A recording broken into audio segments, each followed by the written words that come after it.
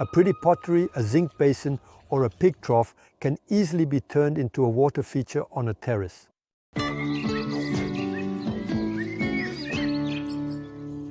This tiny water feature can be easily created without much expense by reusing various containers, as long as they are solid and, most importantly, waterproof.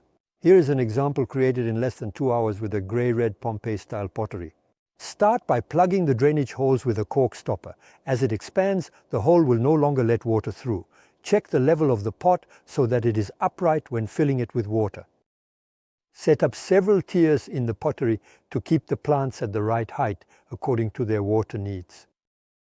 Repot the aquatic plants in pots with universal potting soil or special aquatic plant soil. Cover the surface with stones and gravel to prevent the soil from floating.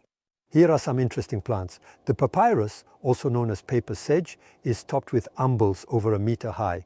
It enjoys the sun and must be moved inside in winter from frost, roots in water. The Japanese horsetail, an aquatic border plant, can withstand temperatures below -15 degrees. The water lily is placed at the bottom of the pot. Its leaves shade the surface of the water, allowing the fish to stay cool during hot periods. Water lettuce and water hyacinths are floating plants that are very oxygenating thanks to their long roots, which act as a filter. They can be easily divided by splitting the stolons. The water jet connected to the solar pump wakes up with the sun. It adds movement to the water and clears it at the same time. Plus, there's always that interesting little splashing sound on the terrace. On the terrace, maintaining a potted pond involves cutting dry and damaged stems.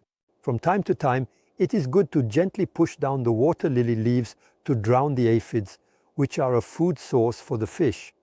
A pond on the balcony or terrace requires little maintenance.